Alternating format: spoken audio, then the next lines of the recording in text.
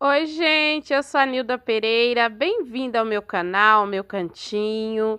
No vídeo de hoje eu vou falar um pouquinho sobre a minha experiência aqui de cultivo, com as minhas plantinhas, com as minhas suculentas, o que eu venho fazendo para ter sucesso no cultivo delas, né? Que assim, gente, é importante a gente saber algumas coisinhas, porque eu só comecei a ter sucesso quando eu comecei a fazer, a seguir esses passos. Que aí eu fui vendo o resultado em vários sentidos. É, uma dica que eu acho assim bacana, que eu comecei a fazer e vi toda a diferença, foi entender dos gêneros das plantinhas. Conhecer sobre os gêneros, sobre as espécies. Hoje em dia, eu sei como cada espécie funciona. Não, também estou sendo pretensiosa, né, gente? Que são muitas espécies. Pelo menos as que eu tenho aqui, eu sei como elas funcionam e eu consigo, né, tirar o melhor proveito delas, né? Que essas meninas lindas. Ó, hoje em dia, por exemplo, eu sei que a Letícia é uma sedevéria e ela dá esses bracinhos, ela se reproduz bem por folha. Ela gosta um pouquinho mais de água aqui, eu vejo. No meu cultivo, né, gente? Porque cada região também é diferente, cada cultivo é diferente. Então, eu faço muita mudinha dela por folha, viu? Quando eu adquiri, era mais essas duas aqui, maiorzinha. Ela já deu várias hastes, que eu também já plantei essas maiorzinhas, né? E o resto aqui são de folha. E eu tenho um berçário com ela ali que tá lindo também. Amo ela, muito linda. Aqui ela estava bem estressada no inverno, que ela se estressa e ganha aquela cor bem vermelhinha, não é com o sol. Ela fica estressada com o frio. Muito linda, né? Igual eu tô falando para vocês. Saber o gênero da planta faz diferença. Porque assim, ó, igual esses aqui são dos gêneros Orostax, todos esses. Esse aqui é um Malacophylla, esse aqui eu conheço como Broimeri, né? Mas ele tem outro nome. Esse aqui é o japônico. E assim, no inverno, outono e inverno, essas plantinhas entram em dormência que chega a sumir do vaso. Se eu não soubesse que o gênero do Orostax entra em dormência, eu poderia falar, nossa, minha plantinha morreu. E simplesmente jogar a plantinha fora, né, tadinha? Mas sabendo disso, né, como eu procedo aqui, quando elas estão no período de dormência? Eu resguardo mais do sol, né? Eu diminuo um pouco o sol delas, mas não deixo de dar sol para elas. E diminui as regas. Porque se você dá água demais para uma planta que está em dormência, corre o risco dela apodrecer. E assim, aí no período agora, né, que é primavera, ela já se... Ó, essa aqui é outro Malacophylla que não acordou totalmente da dormência, mas já está em atividade, tá vendo? Ó, já está dando brotinhos, já está ficando lindo e maravilhoso. Esse aqui, gente, é uma curiosidade dele. Eu achei que esse aqui é aquela espécie que ficava com as rosetinhas bem compacta, bem bonitinha, né? Mas não. Esse aqui, a gente olha pra ele, parece meio estiolado, mas é do gênero dele mesmo, viu? Ele fica assim, ele fica bem pendente, ó. Fica bem pendente mesmo. E dá muita muda, ó. Olha como ele faz o tronquinho cheio de muda. Muito lindo, né?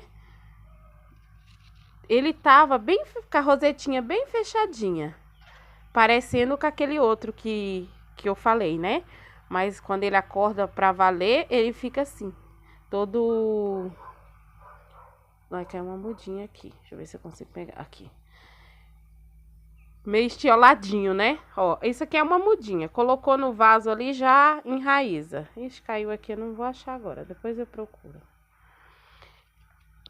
Qualquer bracinho desse aqui, ó, é uma mudinha. Muito lindo, né? A maioria deles aqui, não, todos eles aqui são monocárpicos.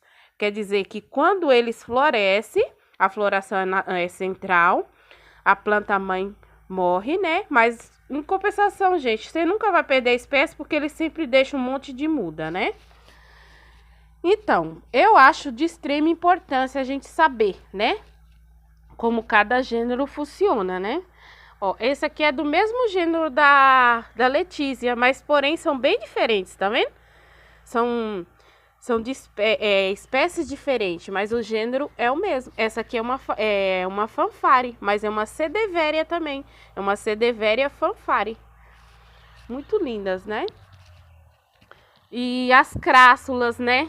Elas são muito diferentes entre elas e tem vários no grupo, né? Ó, essa aqui é a crássula jade, variegata. Essa aqui é uma crássula marmeriana. E são muito assim, gente, é muita diversidade entre elas, né? Esse aqui é um Anacapseros. Ó, a importância de você conhecer sobre o gênero da planta. Ó, eu sei que esse aqui é um Anacapseros. Eu sei que essa plantinha é bem delicada, é uma plantinha de meia sombra. Ela não gosta muito de sol forte, tá vendo? Eu deixei ela pegar uma pontinha a mais de sol, olha. Começou a dar uma judiadinha.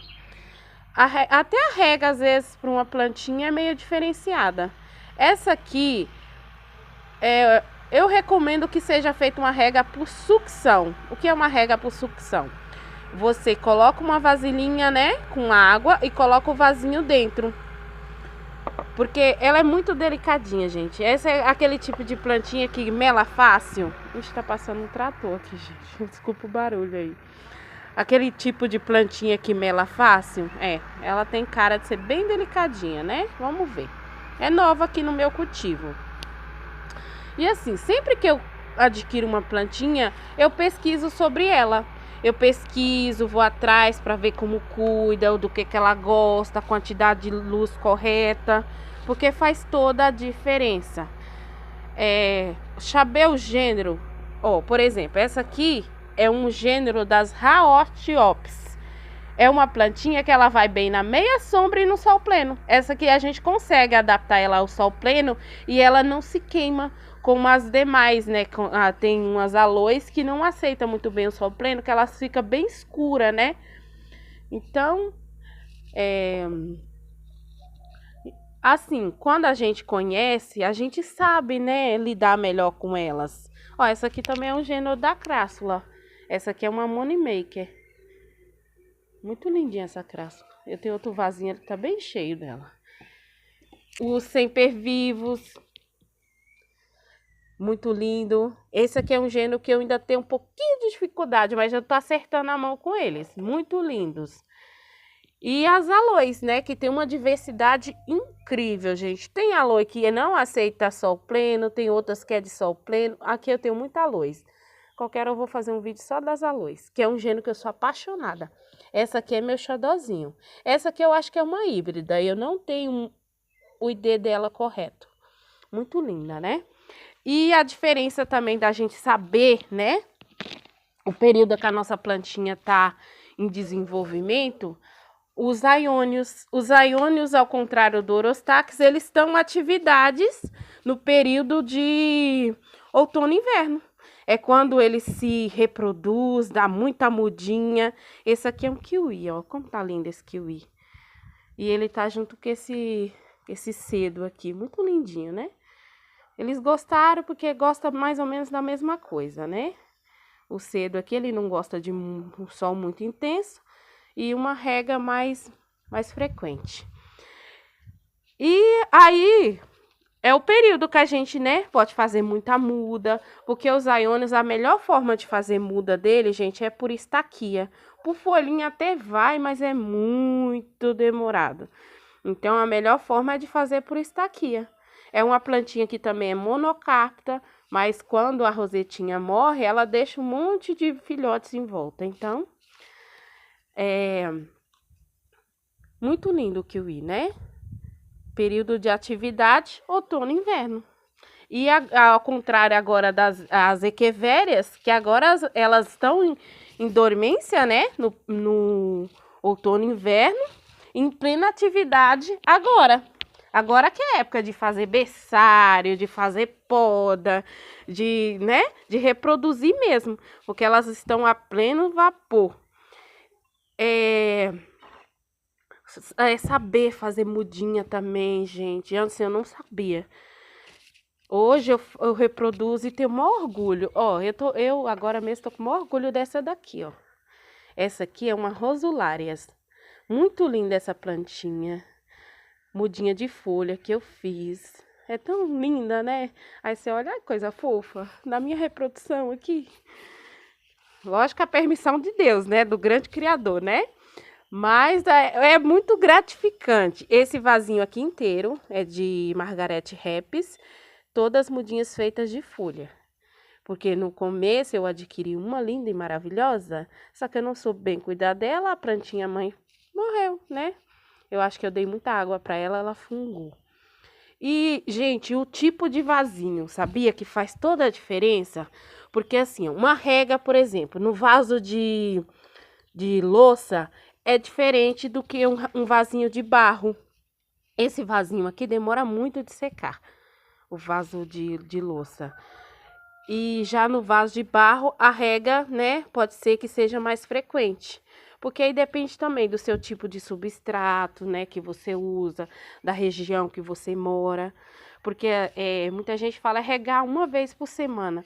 Eu acho que falar assim, afirmar e você regar todas as suas suculentas uma vez por semana, não funciona muito bem. Porque tem suculenta que a rega é diferenciada, igual as agavoides mesmo.